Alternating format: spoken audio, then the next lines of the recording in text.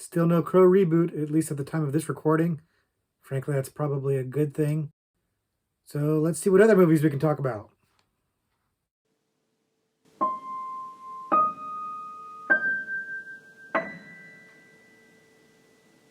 Hello, everybody, and welcome back to the Horror Movie Syllabus. My name is Professor Victor, and I'll be your host as we go through all of the essential, noteworthy, interesting, and notorious modern horror films. If you're new to the channel, I recommend you check out the introduction video. I'll leave a link to that in the description below, and it'll give you a pretty good overview of what the Horror Movie Syllabus is all about. Basically, we look at a particular subgenre of horror, and then we pick 3 movies from that subgenre to explore. But today, what we're doing is revisiting a subgenre we've already talked about, recapping the movies that we covered in that video, and then picking a new 4th Doctorate Level selection, a movie that's maybe a little less known, a little more under the radar, a little deeper cut. And the subgenre that we're looking at today is the comic book horror movies. Movies that are based on comic books that are horror comics, basically. And as we discussed in the previous video, there's not a ton of these, and there's even fewer good ones, to be honest with you. And so it's a little bit of slim pickings, but I think it's still a subgenre that's worth focusing on because the stuff that's in there is really, really good. And we talked about some really good movies in that video, which we're going to recap in just a minute. We talked a bit in the video about how hard it is to deliver horror in things like books or especially comic books and adapt it in that way, and then how hard it is to readapt it back out into a movie from a comic book, and how a lot of these horror comic book movies tend to not be very true to their source material. They tend to veer away from that quite a bit, and that was evident in the movies that we looked at in the video. But we also talked about how, at least for me, I tend to be really forgiving of this because I understand how hard it is to adapt this particular kind of work, and because I've kind of got a soft spot for these. I've got a soft spot for these kinds of movies, for horror comic book movies. I love comic books, I love horror, so putting the two together, it's like chocolate and peanut butter. I love it quite a bit. So I'm soft on these, and I tend to like these maybe more than the average person should. I don't know, but I thought we had talked about some pretty good ones, so let's go ahead and recap the ones that we talked about last time right now.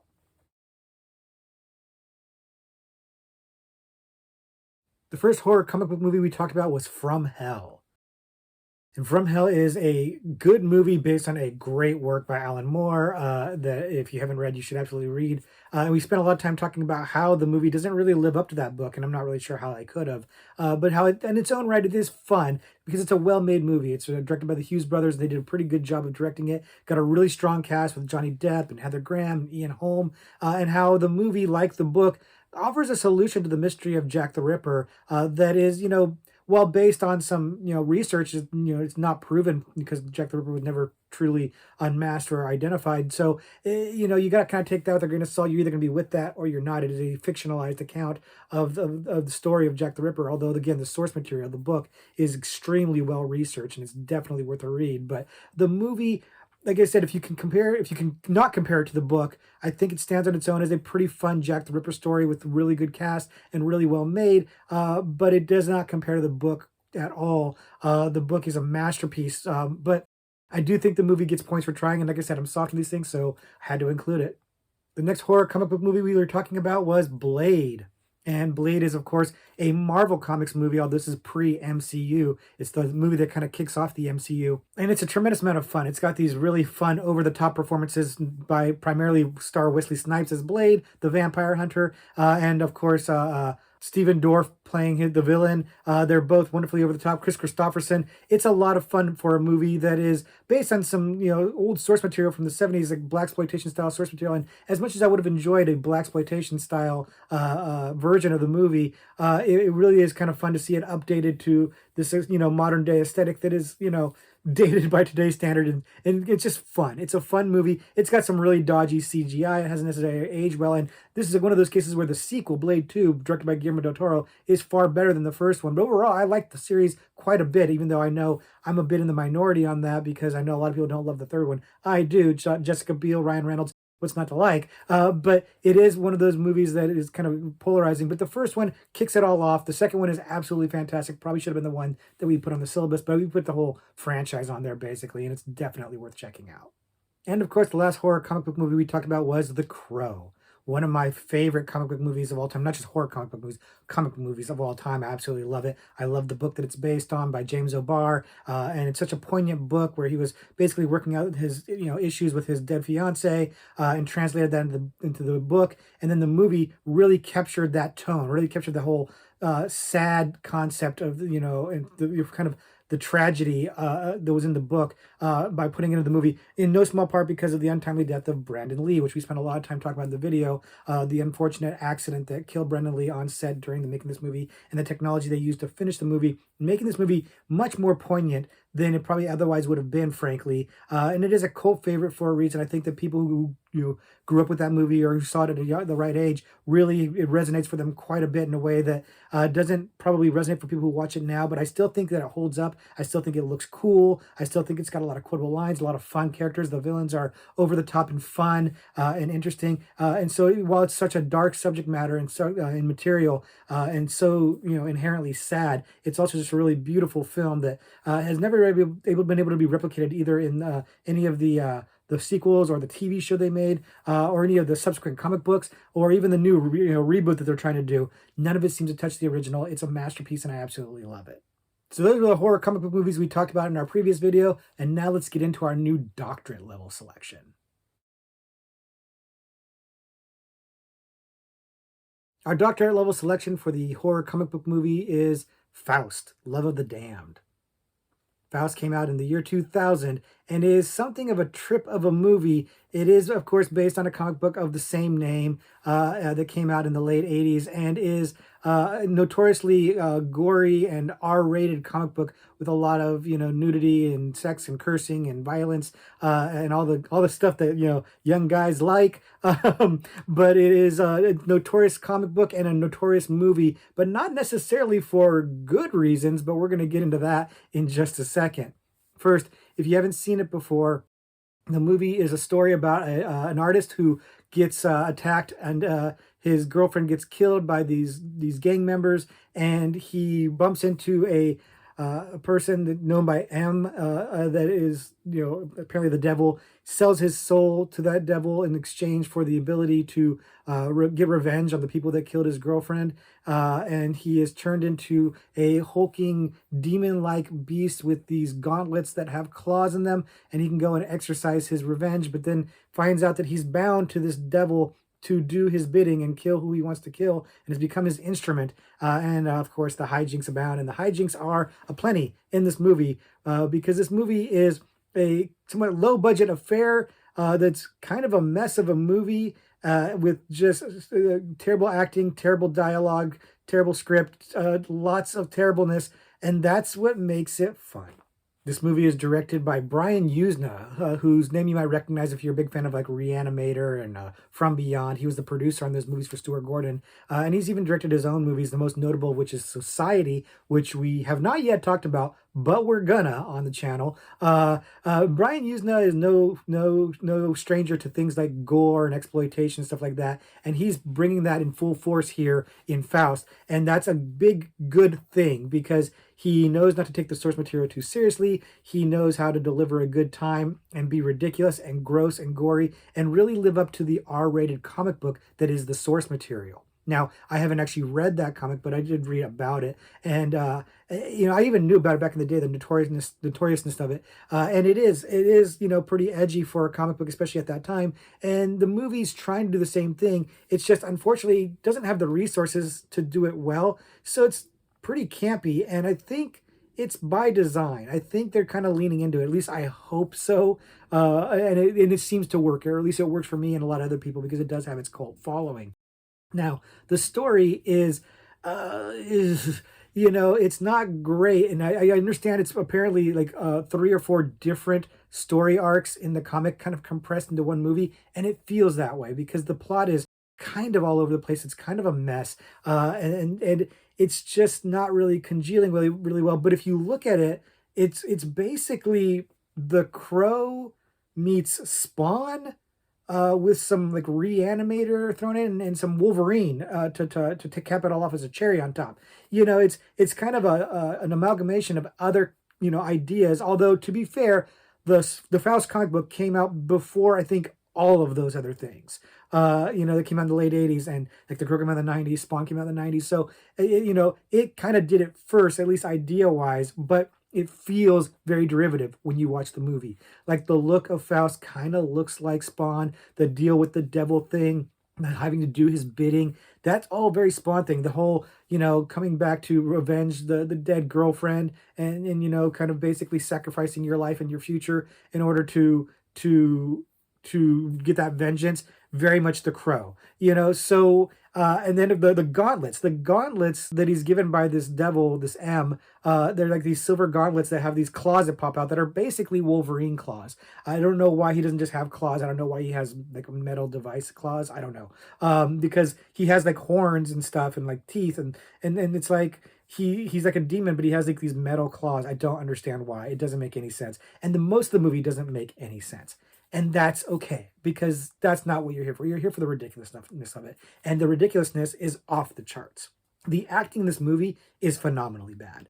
By pretty much everybody except maybe Jeffrey Combs, because Jeffrey Combs is here, because of course he's here. It's Brian Usna, right? But Jeffrey Combs is chewing scenery like he normally does, and he is aware of the movie he's in, and he has a way of taking bad dialogue and selling it. I don't know how he does it, but he can just take a corny line and make it sound cool or make it sound fun. The rest of the cast is not having the same luck. The dialogue is very, very cheesy, very, very corny, very, very comic booky in this movie, and the actors can't really sell it. They really, really can't. And in particular, the guy playing Faust, playing the hero, if you will, the anti-hero, is horrible. He's over the top and bug-eyed and crazy, and I don't know what he's doing. I don't know, but it's fantastic because it's so bad. It's so ludicrous. You can never take Faust seriously as a character or as a movie because his performance is so over the top, so big, so overblown, so ridiculous that you can't help but laugh at it. And again, I think that Yuzna and the movie kind of knows this. They kind of know this because at some point the movie really does start to go off the rails and do some ridiculous stuff. There's the infamous scene where M, the devil guy, is torturing his wife, his girlfriend, I don't know, by making her breasts and her butt get really, really large. Like they start to expand to like ginormous, obscene proportions and turn her into something of a monster. It's ridiculous. It's as stupid as it sounds, and it looks silly, but it's also kind of funny and hilarious. And that's kind of the tone the movie starts going for. And I don't really think that's an accident. I do think they understood they don't really have the budget to make this work right. They're having a good time with this. Let's just make it gross and silly and kind of lean into like the sex and violence of it. And they do. There's lots of nudity in this. There's lots of violence in this. Lots of gore in this. And the gore is where the movie really stands out. Like this is not as good as like Reanimator or From Beyond in terms of the effects. It's a couple steps below, but it has that kind of ambition and it has that kind of gleeful like reverence for gory stuff. It really wants to play in the viscera, and it does so. It does not pull punches. It has beheadings and gross things coming out of people, and just it revels in the gore, and it's all the better for it. It's definitely a movie that just wears its influence. It's on its sleeve, and it knows its audience. It's just it's giving you heavy metal and violence and nudity and ridiculous stuff, and it's just delivering what it wants to deliver. And if you're here for it, which I am, it's a good time. It's a campy, silly time. If you're looking for serious, edgy stuff, this is not for you. This is almost like a parody of edgy stuff. It almost feels like a parody.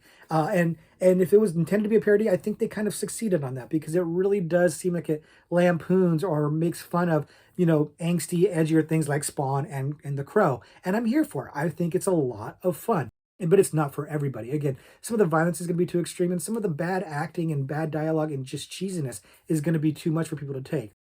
I love it. If you like things like Reanimator, again, this is not as good as Reanimator, but if you like that kind of stuff, like you can maybe get into this too, because Yuzna is really kind of following the same kind of playbook, although the source material maybe not as strong. And it's low budget. Yuzna apparently started his own production company, and he did it in Europe, in Spain. He was basically, this is actually technically a Spanish film, even though it's made in English, but he was trying to do like a low budget, horror production house, and he succeeded here. He did what he wanted to do, and I think it works really, really well. I think that's why it has this cult following. There are people who love this movie so much so that I actually contemplated putting this, or at least discussing it as extra credit on the original syllabus, and I opted not to because I was just like, I don't know about this one. But I've changed my mind. I'm definitely putting it here as our Doctor Level because it has that reputation and because it is a good time. Its notoriety can't be ignored. It's got its fans and it's got its reputation and it's deserved. Again, I want to be clear. It's not an amazing movie. It's actually a bad movie. It's kind of a so bad it's a good movie, and I think that's where its notoriety comes from. I think that it's just cheesy good time. It's a lot of fun. So if you're into that, then this is a good movie for you to check out. But again, it's not for everybody. I want to stress that. Definitely not for everybody. There's going to be a lot of people who don't like it either because of its offensiveness or because of its just cheesiness.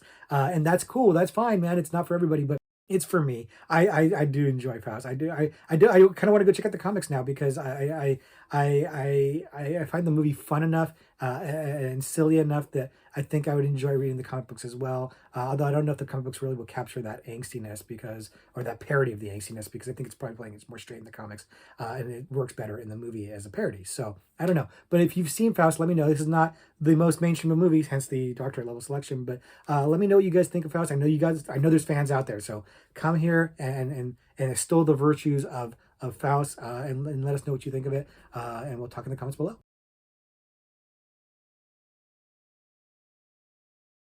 So that's our Doctorate Level selection for the horror comic book subgenre. But of course, I've got an extra credit selection for you because, like I said, I really like this subgenre. I like these kinds of movies. I'm a sucker for them. And today, the extra credit selection is a movie called Random Acts of Violence. Random Acts of Violence came out in 2019, and I'll be honest, I didn't realize at first that the movie was actually based on an actual comic book because it's a movie that's about comic books. It's got a meta take on the comic book, industry. So I thought it was just a movie about horror comics. I didn't realize it was actually based on a horror comic. So once I realized that, figured probably a pretty good thing to talk about in this video. So if you haven't seen it before, the movie is about a comic book writer who makes a horror comic called Slasher Man, but he starts getting stalked on one of his promotional campaigns as he's ending the series by a killer seems to be inspired by the specific kills that are illustrated in the Slasher Man comic book.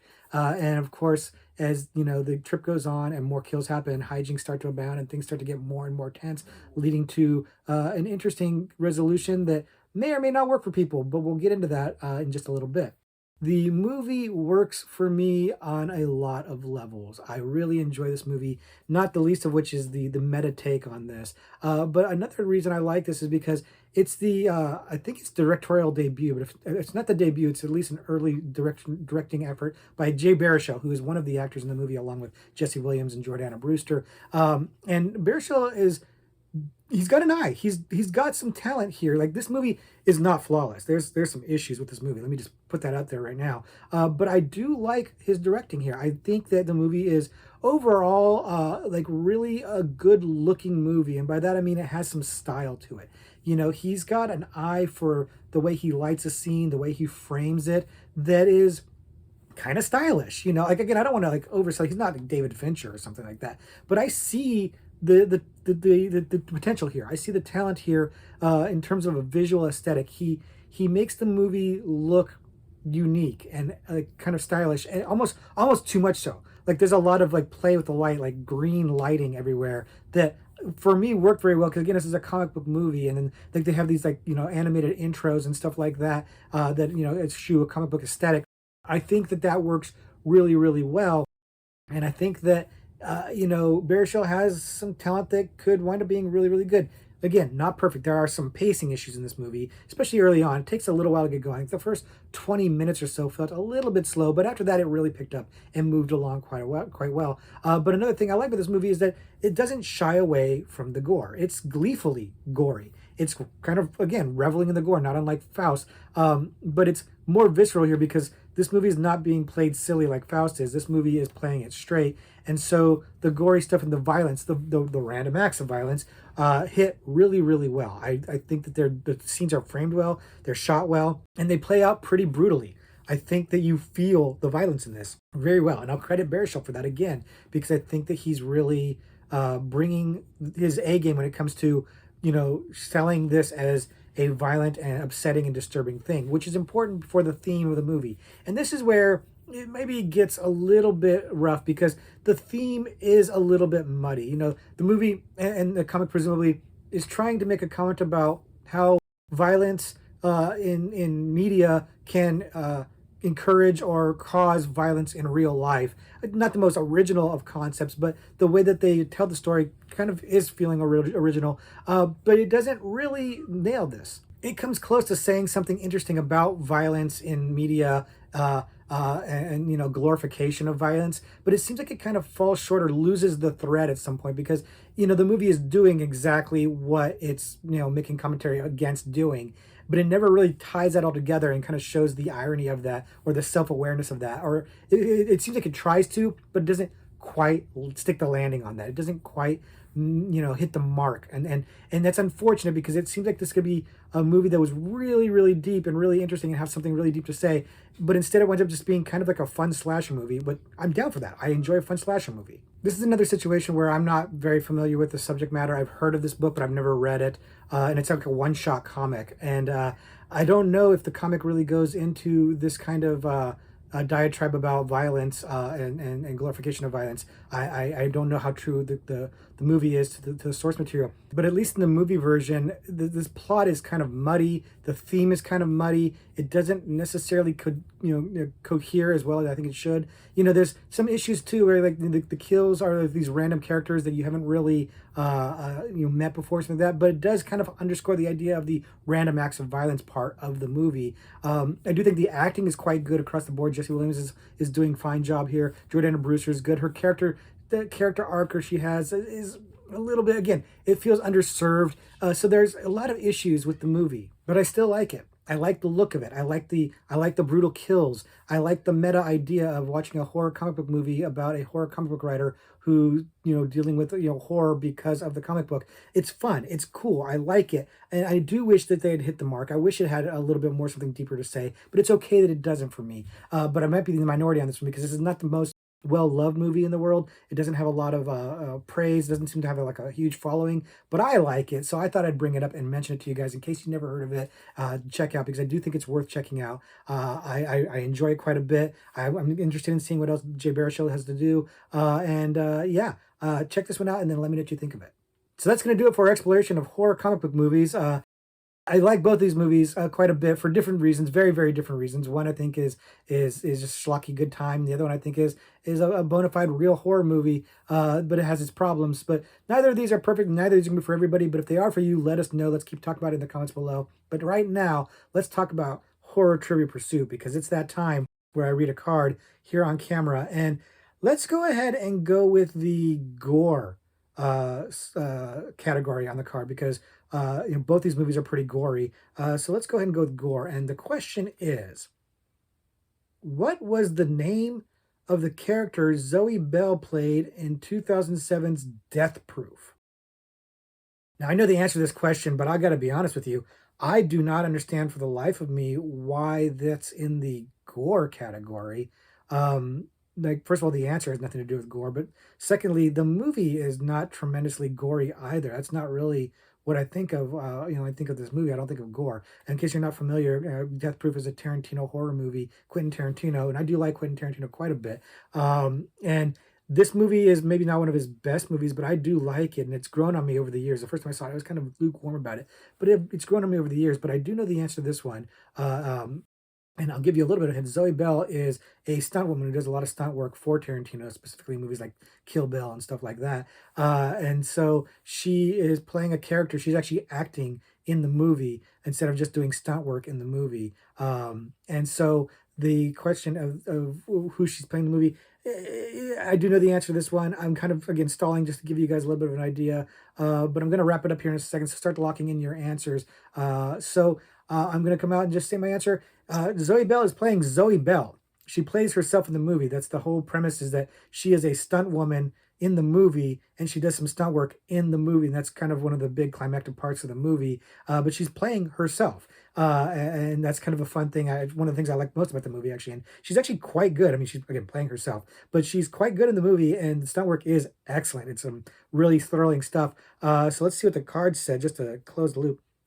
Zoe Bell The character was named after her. Yeah, I mean, like she's playing basically a fictionalized version of herself. But yeah, I knew that one. I'm a big Tarantino fan, so I know that movie fairly well. And yeah, again, I don't know what the hell that has to do with gore, frankly. Sorry, guys, about that one. But did you get it right? Have you seen Death Proof? If you haven't seen it, it's worth your time. You know, quick 90 minutes. It's not an amazing movie, but it's fun. You like Kurt Russell, you should check it out. So that's a good one to check out. But also check out these movies that we talked about today if you haven't before, if they sound like they're for you, because again, not for everybody. And then let me know what you think. Let's keep this conversation going. I really like talking about these kind of movies, so let's keep talking about them.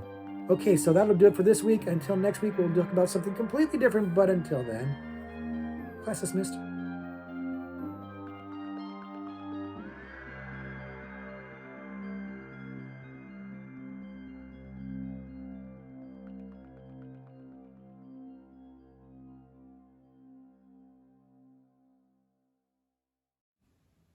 So when are we going to get our Serenity Rose comic book movie? That's the one that I'm waiting for.